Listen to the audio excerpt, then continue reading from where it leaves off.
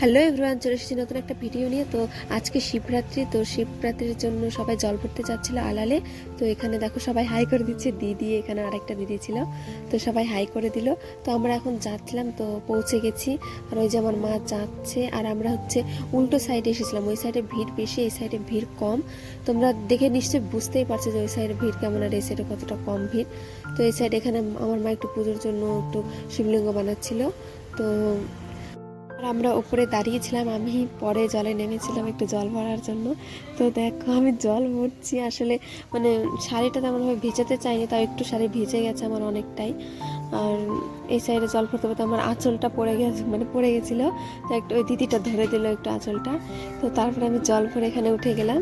তো উঠে যাওয়ার পরে মানে আমরা যেহেতু নদীর ওই পারে ছিলাম, তো এই পারে আসার জন্য আমরা নৌকায় উঠলাম। তো নৌকায় উঠে ওই পারে যে কী কী করলাম সেটা অবশ্যই তোমাদের দেখাবো। তো দেখাবো অন্য কোনো ভিডিওতে। টাটা।